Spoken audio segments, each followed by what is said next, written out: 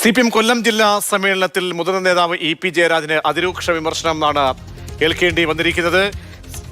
ഇ.പിയുടെ communist രീതിക്ക് ചേരുന്ന നടപടികളല്ല തെരഞ്ഞെടുപ്പ് ദിനത്തിലെ ഇ.പിയുടെ വെളിപ്പെടുത്തൽ തിരിച്ചടിയായി പാർട്ടിക്ക് തുടങ്ങിയതടക്കം വലിയ വിമർശനമാണ് അംഗങ്ങൾ ഉന്നയിക്കുന്നത്. വിശദാംശങ്ങളുമായി കണ്ണൻ നായരുണ്ട്. കണ്ണൻ, വലിയ വിവാദങ്ങൾക്ക് തിരികൊളുത്തിയ സംഭവം. അവിടെ ഇ.പി ഇപ്പോൾ ജില്ലാ സമ്മേളനങ്ങൾ തുടങ്ങുമ്പോൾ കൊല്ലത്ത് തന്നെ വലിയ വിമർശനങ്ങൾക്ക് പാത്രമാവുകയാണോ, ഏൽക്കേണ്ടി വരികയാണോ? ഏത് മേഖലയിൽ നിന്നുള്ള അംഗങ്ങളാണ് ഇപ്പോൾ ജില്ലാ സമ്മേളനത്തിൽ കടുത്ത വിമർശനങ്ങൾ ഉന്നയിക്കുന്നത്? എന്താണ് അവർ പറയുന്നത്? പ്രതീക്ഷ ഏഴ് ഏരിയ കമ്മിറ്റികളിൽ നിന്നുള്ള അംഗങ്ങളാണ് ഇത്തരത്തിലുള്ള ഒരു വിമർശനം ഉന്നയിച്ചത്. ഈ ചർച്ചയിൽ പങ്കെടുത്ത 7 ഏരിയ കമ്മിറ്റിയിൽ ഉൾപ്പെട്ട അംഗങ്ങളെല്ലാം തന്നെ പൊതുവായി ഇ.പി. ജയരാജനെതിരെയുള്ള വിമർശനം ഉന്നയിച്ചിട്ടുണ്ട് എന്നുള്ളതാണ്. കമ്മ്യൂണിസ്റ്റ് നേതാവിന് നിരക്കുന്ന ഒരു പ്രവൃത്തിയല്ല ഇ.പി. ജയരാജന്റെ ഭാഗത്തു നിന്നുണ്ടായത്. ലോക്സഭാ തെരഞ്ഞെടുപ്പിന്റെ വോട്ടെടുപ്പ് നടക്കുന്ന ദിവസമാണ്. ആ സമയത്ത് പ്രകാശ് ജാവദേക്കറുമായി മുൻകാലത്ത് കൂടിക്കാഴ്ച നടത്തിയെന്നുള്ള ഒരു വെളിപ്പെടുത്തൽ വരുന്നു. അത് വലിയ രീതിയിൽ തെരഞ്ഞെടുപ്പിൽ പ്രതിസന്ധി ഉണ്ടാക്കുകയുണ്ടായി. അല്ലാത്ത പക്ഷം വലിയ രീതിയിൽ വോട്ട് സ്വാധീനിക്കാൻ പാർട്ടിക്ക് സാധിക്കും എന്നുള്ള ഒരു വിമർശനമാണ് 7 ഏരിയ കമ്മിറ്റികൾ ഉൾപ്പെട്ട ആൾക്കാരൊക്കെ തന്നെ പറഞ്ഞിരിക്കുന്നത്. ഇനി ഒരു 9 ഏരിയ കമ്മിറ്റികളുടെ കൂടി ചർച്ച നാളെ നടക്കാനുണ്ട്. ഇനി വരും ദിവസങ്ങളിലും അതിന് സമാനമായ രീതിയിലുള്ള ചർച്ചകൾ ഉണ്ടാകും എന്ന് തന്നെയാണ് നമുക്ക് മനസ്സിലാക്കുവാൻ സാധിക്കുന്നത്. രണ്ടാമത്തെ കാര്യം, എം മുകേഷിനെ കൊല്ലം ലോക്സഭാ മണ്ഡലത്തിൽ സ്ഥാനാർത്ഥിയായതുമായി ബന്ധപ്പെട്ടാണ്. ആരാണ് എം മുകേഷിനെ സ്ഥാനാർത്ഥിയാക്കിയത്? ഹേമ കമ്മീഷന്റെ റിപ്പോർട്ട് സർക്കാരിന്റെ കൈവശം ഉണ്ടായതില്ലേ? ആ സമയത്ത് എന്തിനാണ് ഇത്തരത്തിലുള്ള ഒരു സ്ഥാനാർത്ഥിയെ എം മുകേഷിനെ സ്ഥാനാർത്ഥിയാക്കിയതെന്നുള്ള വിമർശനം ഉന്നയിച്ചിരിക്കുന്നു. ചടയമംഗലം ഏരിയ കമ്മിറ്റിയിൽ നിന്നുള്ള പ്രതിനിധികളാണ് ഇത്തരത്തിലുള്ള ഒരു വിമർശനം ഉന്നയിച്ചത്. ആ വിഷയത്തിൽ മറ്റൊരു സ്ഥാനാർത്ഥിയായിരുന്നെങ്കിൽ ജില്ലയ്ക്ക് പുറത്തുനിന്നുള്ള ഒരു സ്ഥാനാർത്ഥിയായിരുന്നെങ്കിൽ പോലും ഇത്തരം ദയനീയമായിട്ടുള്ള ഒരു പരാജയം ഏറ്റുവാങ്ങേണ്ട ഒരു സാഹചര്യം ഉണ്ടാകുമായിരുന്നില്ല. പല സമയങ്ങളിലും തെരഞ്ഞെടുപ്പ് പ്രചാരണ സമയത്ത് മുകേഷ് ഒരു സ്ഥാനാർത്ഥി എന്ന നിലയിലുള്ള ഒരു സമീപനം ഉണ്ടായിട്ടില്ല എന്നുള്ള ഒരു വിമർശനം. അതായത് ഇ.പി. ജയരാജൻ പാർട്ടിക്ക് പല തരത്തിൽ തലവേദനയായിട്ടുണ്ട്. ഏറ്റവും ഒടുവിലായി ഈ ആത്മകഥാ വിവാദത്തിലടക്കം. അപ്പോൾ ഇ.പി. പൊതുവെ CPM-ന് യോജിക്കാൻ കഴിയാത്ത അല്ലെങ്കിൽ പാർട്ടിക്ക് നിരക്കാത്ത രീതിയിൽ ഇ.പിയുടെ നിലപാടുകൾ മാറുന്നു എന്ന തരത്തിൽ പൊതുവേ ഒരു വിലയിരുത്തലിലേക്ക് എല്ലാ മേഖലയിൽ നിന്നുള്ള അംഗങ്ങൾ എത്തുന്നു എന്ന് വേണമെങ്കിൽ പറയാമല്ലേ? തീർച്ചയായും ഇത് കൊല്ലം ജില്ലാ സമ്മേളനം മാത്രമാണ് ആരംഭിച്ചിട്ടുള്ളത്. ഇനി 13 ജില്ലാ സമ്മേളനം കൂടി നടക്കാനുണ്ട്. ഈ വരുന്ന നാളുകളിലൊക്കെ തന്നെ ഇതിന്റെ ചൂടുപിടിച്ചുള്ള ചർച്ചകൾ തന്നെ വരും നാളുകളിൽ ഉണ്ടാകാനാണ് സാധ്യത. ഇ.പി. ജയരാജൻ പാർട്ടിക്ക് അല്ലെങ്കിൽ അണികൾക്ക് അനഭിമതനാകുന്നു. കാര്യം അദ്ദേഹം ഈ തെരഞ്ഞെടുപ്പുമായി ബന്ധപ്പെട്ട് പ്രകാശ് ജാവദേക്കറുമായി കൂടിക്കാഴ്ച നടത്തി എന്നുള്ള വെളിപ്പെടുത്തൽ, അതിനുശേഷം പിന്നീട് വന്ന അദ്ദേഹത്തിന്റെ ആത്മകഥ വിഷയവുമായി ബന്ധപ്പെട്ട വിഷയങ്ങൾ, അതൊക്കെ തന്നെ വലിയ രീതിയിൽ ഇ.പിക്ക് തിരിച്ചടിയായിട്ടുണ്ട്. മുൻകാലങ്ങളിൽ സമ്മേളനങ്ങളിൽ ഇത്തരത്തിൽ ഒരു വിമർശനം നേരിട്ടിട്ടുള്ള ആളല്ല ഇ.പി. ജയരാജൻ. പക്ഷേ ഇപ്പോൾ കൊല്ലം പാർട്ടിയുടെ വലിയ ശക്തികേന്ദ്രമായിട്ടുള്ള ഒരു പ്രദേശമാണ് കൊല്ലം ജില്ല എന്ന് പറയുന്നത്. ആ പ്രദേശത്തെ ഒരു ജില്ലാ സമ്മേളനത്തിലാണ് ഇത്തരത്തിലുള്ള ഒരു വിമർശനം ഇ.പി. ജയരാജൻ ഏൽക്കേണ്ടി വരുന്നത്.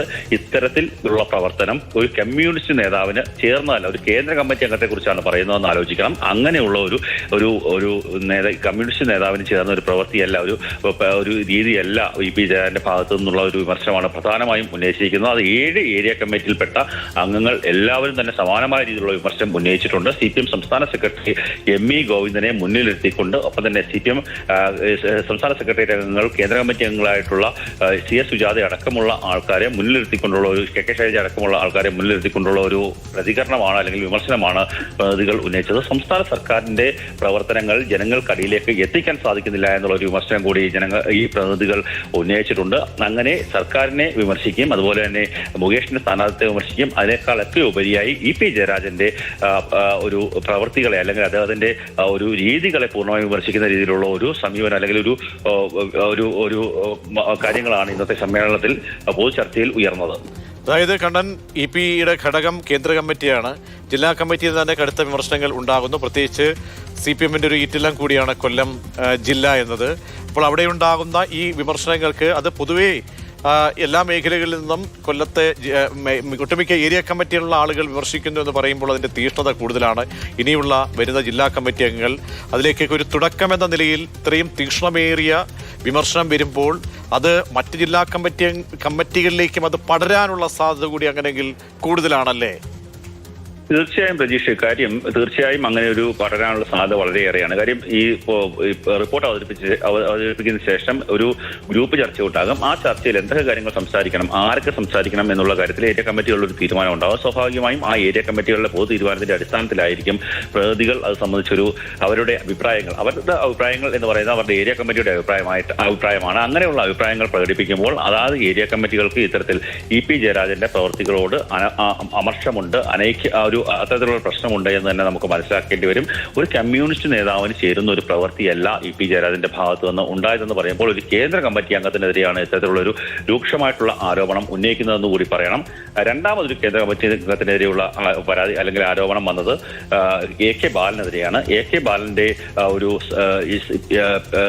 പാലക്കാട്ടെ ഉപതെരഞ്ഞെടുപ്പുമായി ബന്ധപ്പെട്ട ഇടതുപക്ഷ സ്ഥാനാർത്ഥി സരിനെ ചിഹ്നം പരിചയപ്പെടുത്തിയ വിഷയത്തിൽ അത് വളരെ മോശമായിട്ടുള്ള ഒരു പ്രവൃത്തിയിലാണ് ചിഹ്നം പരിചയപ്പെടുത്തിയത്. അത് ജനങ്ങൾക്ക് ഒരു അവമതിക്കൂട്ടാക്കി എന്നുള്ള ഒരു വിമർശനം കൂടി വന്നു. അങ്ങനെ രണ്ട് കേന്ദ്ര കമ്മിറ്റി അംഗങ്ങൾക്കെതിരെയാണ് ഏറ്റവും കൂടുതൽ വിമർശനങ്ങൾ വന്നത്. പക്ഷേ അതിൽ ഏറ്റവും എടുത്തു പറയേണ്ടത് EP ജയരാജനെതിരെയുള്ള ഒരു വിമർശനമാണ്. അത് എടുത്തു പറയേണ്ട കാര്യം ഒരു കമ്മ്യൂണിസ്റ്റ് നേതാവിന് ചേരുന്ന ഒരു പ്രവൃത്തിയല്ല എന്നുള്ള വിമർശനമാണ്. ഞാൻ നേരത്തെ സൂചിപ്പിച്ചതുപോലെ 7 ഏരിയ കമ്മിറ്റിയിൽ ഉൾപ്പെട്ട അംഗങ്ങളാണ് ഇത്തരത്തിലുള്ള ഒരു വിമർശനം ഉന്നയിച്ചത്. അങ്ങനെ വരുമ്പോൾ വരും ദിവസങ്ങളിൽ, അതായത് നാളെയും പൊതുചർച്ച നടക്കുന്നുണ്ട്. ആ പൊതുചർച്ചയിലും സമാനമായ രീതിയിലുള്ള ഒരു വിമർശനം ഉണ്ടാകാനുള്ള സാധ്യത വളരെയേറെയാണ്. കരുനാഗപ്പള്ളിയുമായി ബന്ധപ്പെട്ട വിഷയങ്ങൾ പ്രതിനിധികളുടെ ഭാഗത്തു നിന്ന് ഒരു ചർച്ചയിൽ ഉണ്ടായില്ല, അല്ലെങ്കിൽ അത്തരത്തിലുള്ള ഒരു വിഷയങ്ങൾ ചർച്ച ചെയ്തില്ല എന്നുകൂടിയാണ് നമുക്കിപ്പോൾ പ്രാഥമികമായി ലഭിക്കുന്ന വിവരം. ഇപ്പോൾ സമ്മേളനത്തിലെ പൊതുചർച്ച അവസാനിച്ചിട്ടേ ഉള്ളൂ. ഇപ്പോൾ പ്രാഥമികമായി ലഭിക്കുന്ന വിവരമനുസരിച്ച് കരുനാഗപ്പള്ളിയിലെ വിഭാഗീയ വിഷയങ്ങൾ ചർച്ചയായിട്ടില്ല എന്ന് തന്നെയാണ്. കാരണം എന്തായാലും ഇത് തുടക്കത്തിൽ തന്നെ ആദ്യ സമ്മേളനത്തിന്റെ തുടക്ക ദിവസമാണ്. സംസ്ഥാന സർക്കാരിനെ സംബന്ധിച്ചോളവും ഒക്കെ തന്നെ നമുക്കറിയാമല്ലോ, CPM-ന്റെ സംഘടനാ രീതി നേരത്തെ ആരോഗ്യകരമായ വിമർശനങ്ങൾ, സ്വയം വിമർശനങ്ങളൊക്കെയുള്ള ഒരു ഫോറമാണ് ഈ സമ്മേളന കാലയളവെന്ന്. അപ്പോൾ ആദ്യ ദിവസം തന്നെ കേന്ദ്ര കമ്മിറ്റിക്കെതിരെ വലിയ വിമർശനങ്ങൾ ഉന്നയിക്കപ്പെടുന്നു. മാത്രമല്ല EP ജയരാജൻ ഓരോ വിവാദങ്ങളിലും EP നടത്തിയ വിവാദങ്ങളൊന്നും താഴെത്തട്ടിലേക്ക് അണികളെ വിശ്വാസത്തിലെടുക്കാൻ അവർക്ക് വിശ്വാസയോഗ്യമാകുന്നില്ല എന്ന ഒരു മെസ്സേജ് കൂടിയുണ്ട്. തീർച്ചയായും ഈ സംഭവങ്ങൾ ഉണ്ടാകുന്ന സമയത്തൊക്കെ തന്നെ EP ജയരാജൻ അദ്ദേഹത്തിന്റെ വാദങ്ങൾ, അദ്ദേഹത്തിന്റെ എന്താണ് സംഭവിച്ചതെന്നുള്ള വിശദീകരണങ്ങൾ അദ്ദേഹം നൽകാറുണ്ട്. പക്ഷേ അണികൾ അത് അംഗീകരിച്ചിരുന്നു എങ്കിൽ ഒരു കാരണവശാലും ഇത്തരത്തിലുള്ള ഒരു വിമർശനം അദ്ദേഹത്തിന്റെ പേരിൽ അദ്ദേഹം ഏൽക്കേണ്ടി വരില്ലായിരുന്നു. പ്രധാനമായും പറയുന്നത് EP ഒരു കമ്മ്യൂണിസ്റ്റ് നേതാവിന്റെ രീതിയിലുള്ള പ്രവൃത്തിയല്ല എന്ന് പറയുമ്പോൾ ഒരു കേന്ദ്ര കമ്മിറ്റി അംഗത്തിനെതിരെയാണ് ഇത്തരത്തിലുള്ള ഒരു വിമർശനം വരുന്നതെന്ന് കൂടി ഓർക്കണം. അത് ഒരാളല്ല പറഞ്ഞത്, അത് 7 ഏരിയ കമ്മിറ്റിയിൽപ്പെട്ട ആൾക്കാർ ഒരേ രീതിയിലുള്ള വളരെ പ്രധാനപ്പെട്ട വാർത്ത റിപ്പോർട്ട് ചെയ്ത് അങ്ങനെ